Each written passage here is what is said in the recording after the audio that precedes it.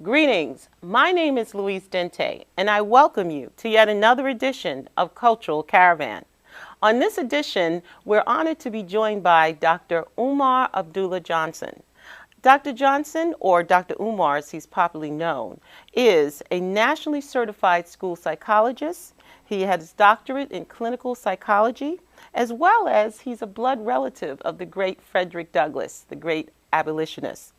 He's a child therapist. He's a lecturer on Black history and culture. He's lectured on many topics, including our relationships and the impact of many different racism and psychological on our psyche. This broadcast, he will talk to us about our relationships and impact on our children, and as well as our relating to each other. Are you ready to go? Well, I am. Let's go. Dr. Umar, welcome to the Cultural Caravan. Thank you. We appreciate you joining us. Please let our audience know what encouraged you to go into the field of psychology. As a young child, I was the oldest boy in my family. And as the oldest boy, I didn't have an older male sibling with whom I could converse about issues that were of importance to me. So I had decided early on in elementary school that I would be the older sibling, the big brother, to young men and women who needed someone to talk to who were not necessarily in the home. And that is my original motivation for pursuing a doctoral degree in clinical psychology. Wow. You know, obviously we all know that our people, particularly here in the United States, and particularly the history, have really been through a lot through our sojourn. And one of the things that I was just also very struck by when I read your bio is the fact that you're a direct descendant to the great Frederick Douglass. Tell us about that. Yes, indeed. The first ancestor of mine to be captured in Africa and brought here to America was a black man by the name of Bailey. In 1701, he gave birth to a daughter in 1720 by the name of Selah, which happens to be my youngest daughter's name, also named after her ancestor. Selah gave birth to a daughter by the name of Jenny in 1745, and in 1774, Betsy Bailey was born. Betsy Bailey is considered the queen mother and matriarch of our family. She's the woman who Frederick Douglass writes about in all three of his narratives. She's the woman who raised him. She also raised his younger brother, whose name was Stephen. Stephen was the son of Harriet. Harriet was Frederick's mother, who had a younger sister by the name of young Betsy. And to make a long story short, both Harriet, Frederick's mom, and young Betsy, Stephen's mom, were raped by the slave master who owned our family, a European by the name of Aaron Anthony, giving birth to Frederick in 1818 and his younger brother Stephen in 1819. So they are cousins because their mothers, Harriet and Betsy, were sisters, but they're also brothers because the slave master was their father, which makes Frederick Douglass a great-great-great-great-grand uncle and cousin to me. Wow, and that's a powerful lineage to be a part of, and certainly just bespeaks the role that obviously Brother Frederick Douglass has in our history, and definitely that direct connection to you. Tell us about today's topic as that relation to our history, our relationships, and particularly we're at a time of the year when people start to focus on our history as well as on our relationships. And one of the things as relates to, you had mentioned, and this is something that struck me, that correlation between the relationships that our children have with their parents and how it impacts on their relationships. Tell us about that. Sure. The relationship that we have with our biological parents is the blueprint for the relationship we're going to have with everyone else in our life, be it a business relationship, a personal relationship, romantic relationship, relationships with our own children. And so when those relationships are healthy, that attachment with our parents, when it is successful and healthy, then that sets the stage for us to have a subsequent amount of successful relationships in life. However, when that attachment to our mother and father is upset, disturbed, if it is imbalanced for any reason, then that can set the stage for a life full of unhealthy relationships also. You know, I know a lot of parents are probably thinking, you know, I mean, sometimes there are things that are not going well in that relationship between the mate, both mates, husband, wife, or just partners, and their children are witnessing sometimes the disruption, the tension, and certainly that's something which we need to see. Tell us about what particularly those, when there is discord in the house, how does that particularly impact on children? Well, the discord itself plays a very significant role in how children will relate to their romantic partners when they become adults, and it also has a significant influence as to whether or not they choose to relate at all. For example, children who come from homes where there is a significant amount of marital discord, a significant amount of verbal abuse, constant arguing between their parents, tend to develop a core belief that basically says that romantic relationships are basically a waste of time, and that it may be better either to not enter into a marriage myself or simply spend my life streamlining relationships where you never actually commit to anyone and build a solid family foundation. Children who come from divorce homes tend to end up more divorced themselves. Children who come from parents who tend not to get married tend not to get married themselves. It's because you are taught, it is modeled before your eyes how unhealthy relationships can be. And when a child has never had the opportunity of seeing a healthy relationship, they may conclude that unhealthy relationships is pretty much the way things are going to be. What are some of the things, the major reasons, the crises that are impacting black marriages, in addition to the baggage that we're carrying from childhood? Well, one of the biggest things when we look at the political and sociological influences on the success of black relationships, one of the biggest things is the economic castration of black men.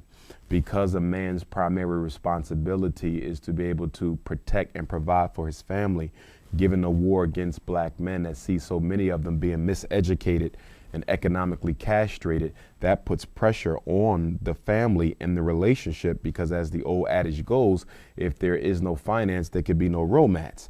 And so although you can definitely have romance without significant finance, there has to be a basic financial availability there within that home for the relationship to be successful. And so when the men are not able to provide for their wives or for their children, that sets off a chain reaction for all types of other problems to develop. That can turn into depression, anxiety, verbal abuse, domestic violence, a lot of strife, child abuse. When a man can't provide for his children, it sets the ground for an unhealthy family situation. Now, when we talk about relationships, particularly we're talking about going back to children. As children are growing up, they're interacting with other people and they're dating.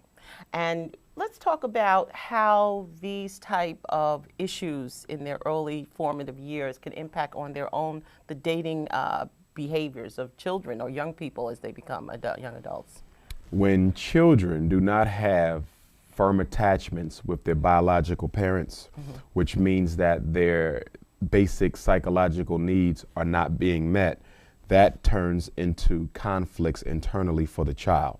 Psychological conflicts are born as a result of a child not having their basic needs met. Some of those basic conflicts involve attachment, trust, reciprocity, and intimacy.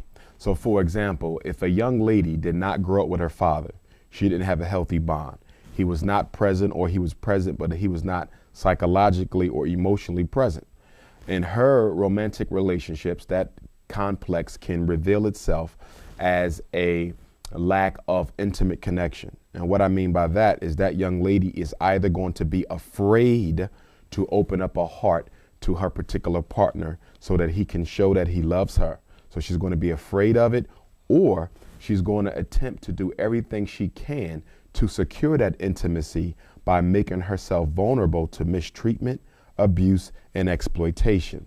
The way our conflicts work is that we either chase after getting them fulfilled, which is when we become addicted to getting the unmet need met, or we are afraid of getting the need met because it hasn't been met in the past. So you either have a fear or you have a longing for that which you never received. Take a young man who didn't have a relationship with his mother. He may believe that his mother is the reason that his father was not involved in his life. He may generalize that belief about his mother to all women.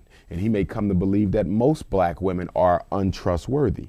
And so in his relationships to women, he keeps himself very, very guarded. He never lets her in. He may be a good man, he may be a good provider, but she never gets access to his heart because he is afraid that she will disappoint him just like his mother did. Or the opposite, he will overindulge in that need to trust his mate by trusting women prematurely, having not even been in a relationship with them for a while. So again, you have the overindulgence or the fear as a way to deal with those unmet needs, which become conflicts. Tell us about what happens in terms of when you say relationship addictions. What are some of the addictions that impact?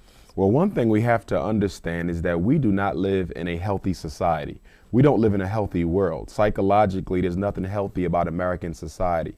The pursuit of materialism, the pursuit of sensory fulfillments and enjoyments, is nothing healthy about that. So we shouldn't be surprised to see so many children in this country grow up with so many different psychological issues because the society is not conducive to the needs of the child. The society is based on the pursuit of money and materialism.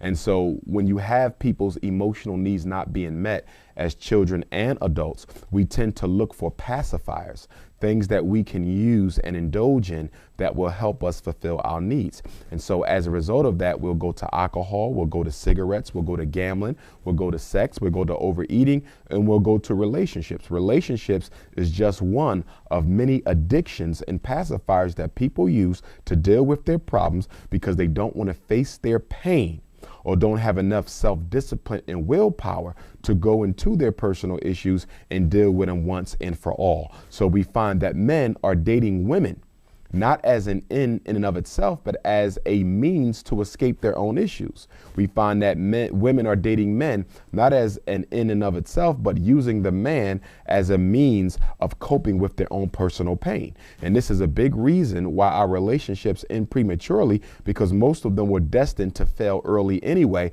because the people involved are only in them trying to get a personal need met, which means they're totally unconcerned or unconscious about the needs of their partner. So selfishness and personal agendas tend to dictate in relationships, which brings about a quick and sudden death to the relationship.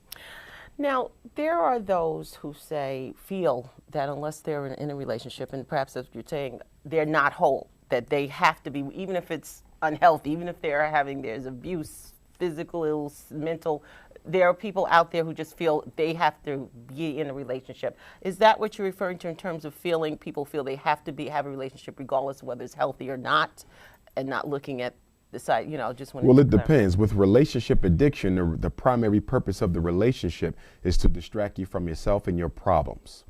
Someone who has a feeling, a longing, a belief that they should be married or in a relationship, that's natural, because we all come into this world spiritually pre-wired for marriage. Men do as do women. So the fact that we all want to get married one day, the fact that we want our relationships to work out, that's not unhealthy. What's unhealthy is when you want that relationship primarily to help you cope with your own personal problems that you really don't want to deal with.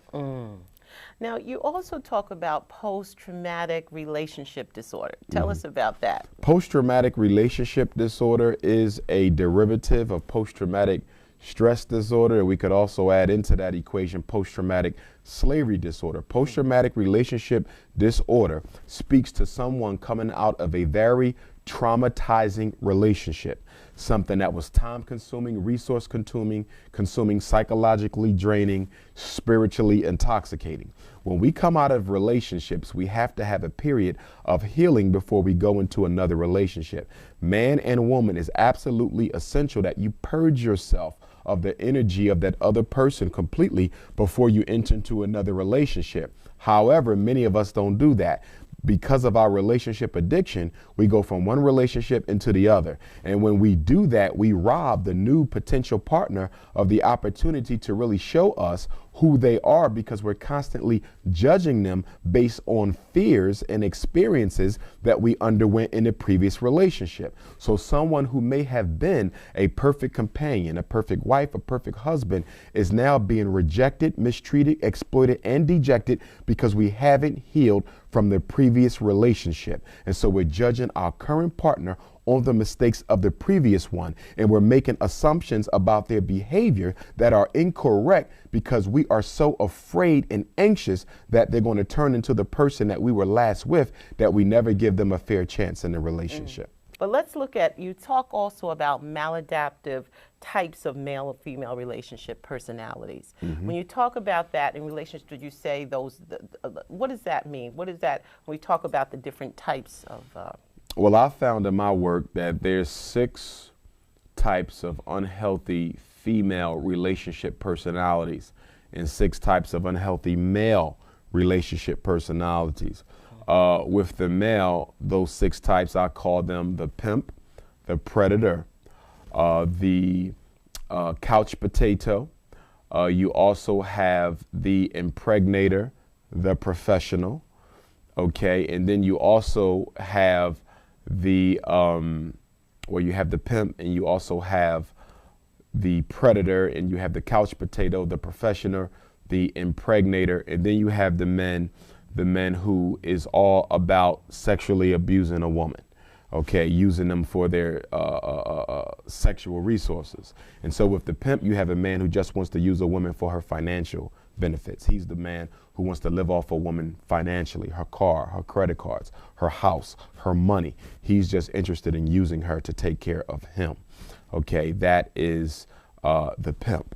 And then you also have the predator. This is the man who's domestically abusive. He knows how to psychologically isolate his women by making them dependent upon him. And then he begins to verbally abuse them. And that verbal abuse turns into physical abuse. And it can turn very deadly because, as we know, the increase of black men killing their women is slowly on the incline. You have the impregnator. This is the man who lays a lot of eggs but doesn't necessarily take care of his children. You have the professional. This is the man who misleads women about how together his life really is when it isn't, leading her to believe that he has everything going on when he may in fact have nothing going on. You have the couch potato, which is the man who was raised by his mother to basically live off of his women. The only difference between the couch potato and the pimp is that the pimp is consciously exploiting his women, and the couch potato is unconsciously exploiting his women because this is the way his mother raised him to believe that women are supposed to take care of you. And then, of course, you have the man who is sexually exploitive. He's the one who just wants to sample all of the cookies he can get from a woman without actually committing or settling down with any of them. And then for the women, you have the hopeless romantic, which is a sister who falls in love with the first man she meets because she's really looking for a surrogate father.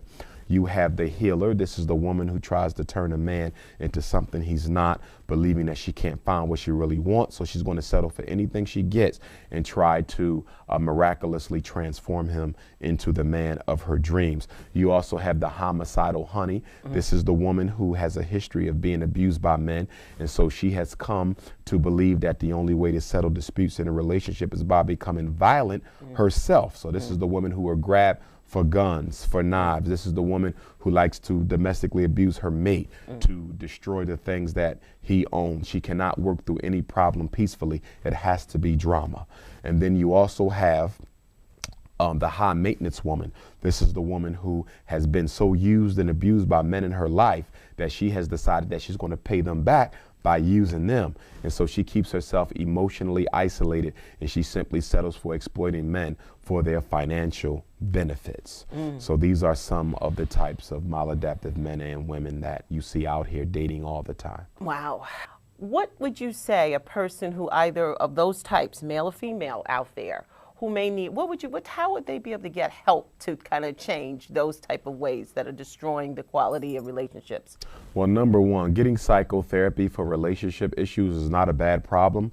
What we find in therapy is that a lot of times people are not successful in their relationships with other people is because they don't first have a relationship with themselves. And so in order to have a happy and healthy romantic attachment with another person, you got to have a happy and healthy attachment to yourself. And many of us don't like ourselves, and we're trying to find somebody else who will like us because we don't like ourselves. So first you have to work on you.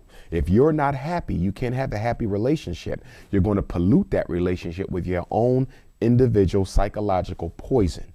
So I think sometimes we go into relationships in denial, failing to realize that I'm looking to get from somebody else that I haven't given to myself. For example, you hear a lot of people say, I want somebody who can make me happy. When I hear people say that, I automatically know that they haven't done a good job making themselves happy, because if you had already made yourself happy, you wouldn't be looking for it because you already have it. So you're trying to give a responsibility to someone else that is yours. It's not fair. And the reason it's not fair is because nobody outside of you can make you happy. Happiness is a state of mind. It is an internally generated emotion. And if you want to be happy, you have to make yourself happy. No one on earth can make you happy. But let's talk about those who are in relationships, who are couples, who may be looking at this broadcast and saying, wow, we have some of those issues. How could couples basically work through this process together if they know that they're running into roadblocks and having the constant arguing and the fighting due to outside situations, economy, or internal, or more? Well, first I would say that we shouldn't be so quick to give up on our relationships if we chose the partner for healthy reasons. There's going to be issues in marriages. You simply have to work through them. So the first question that a person wants to ask themselves is, can you remain with the person you are with for the rest of your life until the day you die as they are? One of our problems is we think we can change people. A lot of people get into relationships and marriage being content with 50% of their partner's personality, but they're not content with the other 50, but they believe that they can slowly get them to change who they are. So the first question is, can you live with them as they are, because they're not likely to change? If you can't, the second question becomes, are you willing to try to work with this person through some of those things that have to be rectified in order for this relationship to succeed? So you can consider traditional psychotherapy, marriage counseling, life coaching. Give it a chance. Now, sometimes we find that we got with this person for totally unhealthy reasons. They were not the right person for us. We simply was looking for somebody to love us, or we wanted to get out of our parents' home, or whatever the situation was. And if that's the case, if you feel that this was just totally a unhealthy situation from the very beginning, then you may have to terminate. But I would caution people against premature termination, and I would encourage them to work through it. Get some professional help. It's amazing the amount of African Americans who have relationship issues who don't want to get professional help. Now, if you're in a relationship with somebody and you want to get professional help and they don't want it, now you have grounds to discontinue the relationship because you're willing to try and they're not, and you can't get anywhere with that. When we talk about the values that a healthy relationship should be built upon, what are some of the pillars that people should look at in terms of, in this case, let's say they do want to keep their relationship together. They do feel that the relationship has a means that can go forward.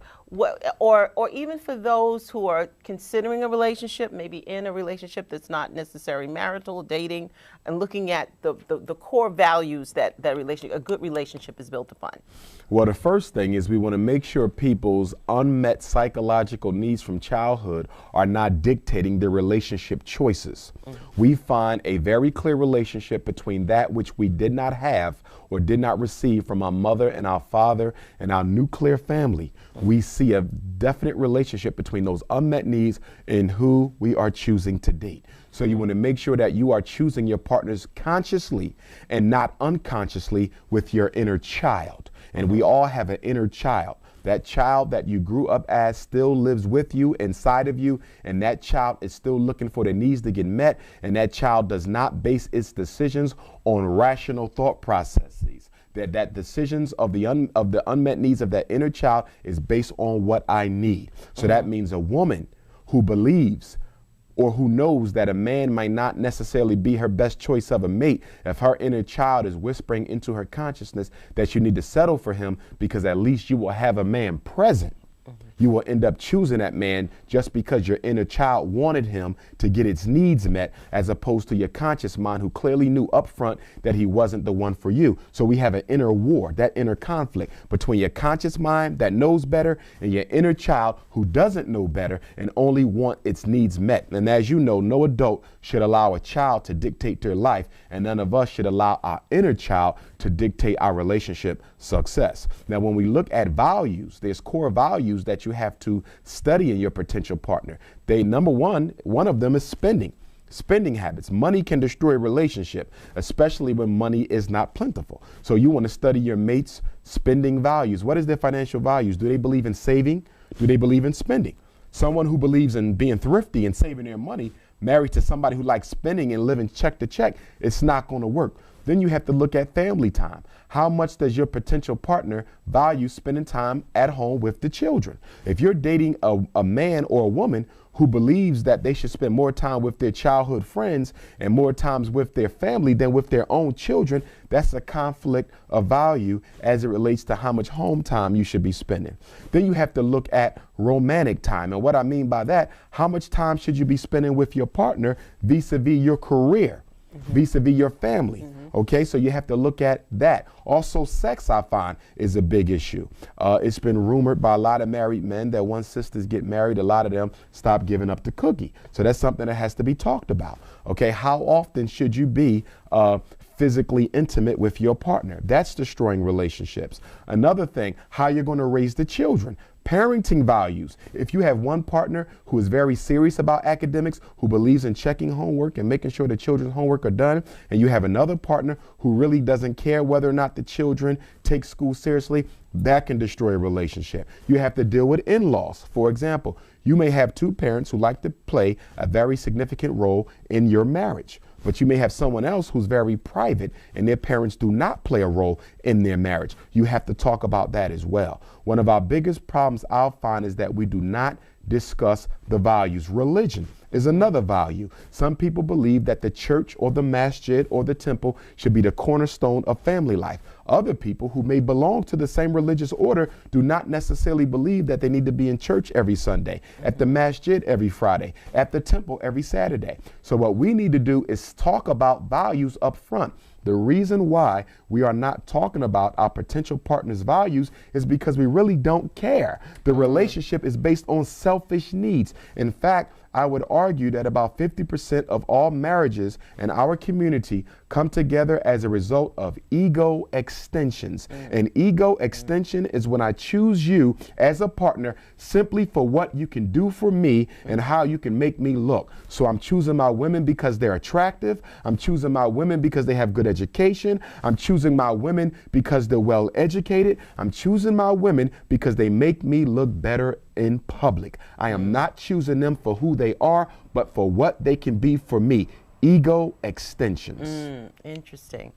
You know, it's a lot said because, again, I always think about the viewer, the person out there who's like, you know, they're just boiling, say, wow, you know, either at the point where they're realizing that, as Dr. Umar, you're saying, is that how they chose their partner and why they're going through the stress in their marriage and just pinpointing. But then at the point where, as a person has decided, okay, I'm staying because I think this is worth fighting for, or I went in it for the wrong reasons, I think I better find a way out. But guess what? There are children there. They're, you know, it's no longer just me and he or whatever. It's now 2 or 3 kids or one child.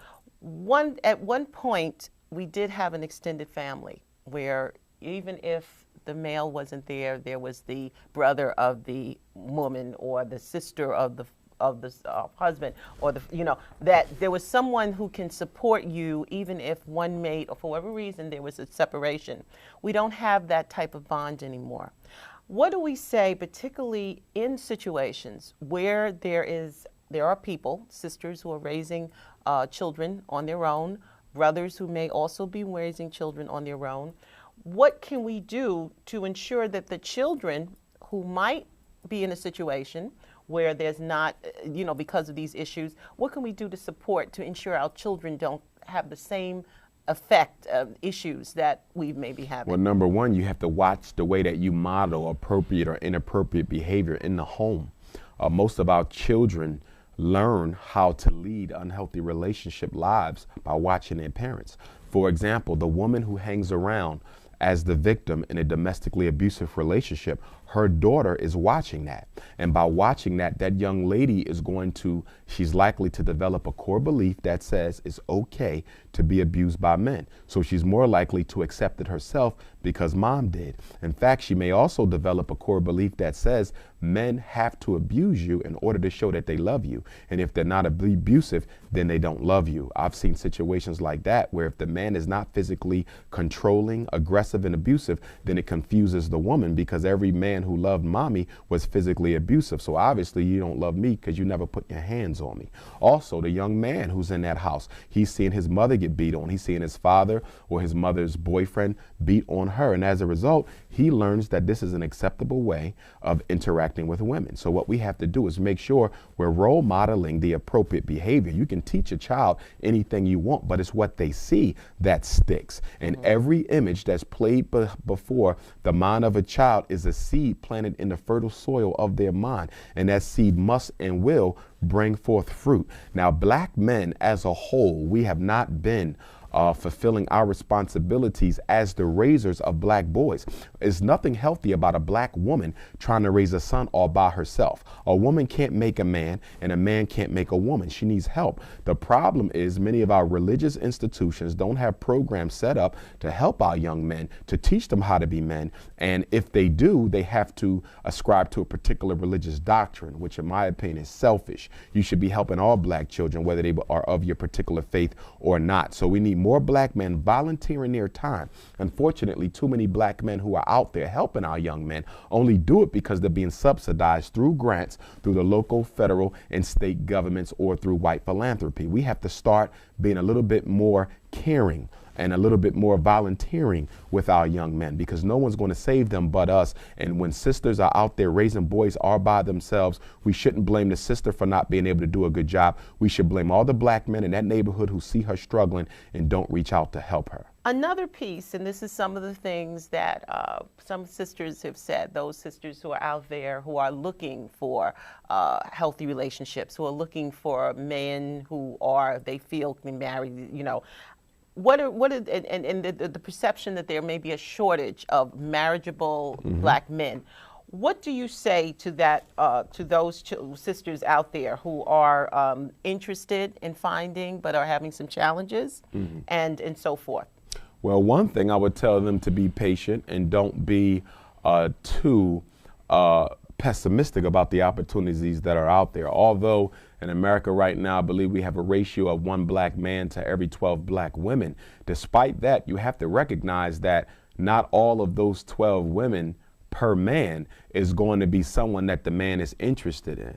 Just like we have a lot of men who are into the wrong things, we have a lot of women who are into the wrong things. So when you take away our sisters who are of different sexual persuasions, and when you take away our sisters who may not really want much in life, or those who are overcome with their own personal issues, you're only looking at a ratio of maybe 1 to 3 or 1 to 4. So it's really not that bad of a situation. However, the black community does have to be proactive. And what I mean by that, we do have to deal with the lack of available men out here. One of the reasons why sisterhood is at such a low level in the black community is because women are competing for the low pool of available black men. And so women are no longer as close with one another as they used to be, because they all know it's not enough to go around. So sisterhood has become a competition to find a man before your friend does, or before your sister does, before your cousin does, before your next door neighbor does. And so we're going to have to begin to dialogue about how to solve this problem. I'm not necessarily saying that we all have to go or consider polygamous arrangements, but the truth of the matter is, in black America, as in America as a whole, You have an undercover de facto polygamy that's operating in our community that is not serving the needs of the women or the children, and something needs to be done about it. Polygamy is a very scary word because many of us, through our indoctrination here in the United States, have gotten away from traditional forms of African marriage, and we're totally in love with the European monogamy that we have been raised on. However, there's nothing monogamous about the black community, and we need to accept that, stop living in denial, and make brothers who do practice that form of marriage accountable to the women involved, because unfortunately, because they're not accountable and because women love living in denial, a lot of them are being exploited and taken advantage of. Well, you know, Dr. Umar, this has been a tremendous conversation, and one that we certainly want to continue because there's so much discussion about saving our marriages, saving our relationships, and particularly creating healthy opportunities for our children to grow. For those out there who may be interested in finding out more about your work, about how they can seek out the services you provide, please tell us how they can contact you. Sure. I can be reached by way of my website, drumarjohnson.com. That's DRUMAR Johnson.com. drumarjohnson.com. You can also follow me on Facebook and on Twitter as Dr. Umar Ifatunde, which is my Yoruba name, IFATUNDE. Dr. Umar Ifatunde on Facebook and Twitter, drumarjohnson.com on the internet. And of course, they can reach me by telephone if they don't have internet access, particularly for our elders and parents who are not necessarily up on the technological age. And that is 215, area code 215, Philadelphia, 989-9858. Anyone ever have any issues with their children as it relates to special education, ADHD, psychiatric medicine, school expulsion, any issue with psychological health or emotional success for our black children, please feel free to reach out to me. I offer free consultations. And again, that's 215-989-9858 or drumarjohnson.com. Well, you know, Dr. Johnson, you've provided us with lots of great information, and hopefully we'll be able to bring you back to talk about some of the issues pertaining to education and in our youth and how we can, as a community, resolve them. Thank you so much. Thank you very much.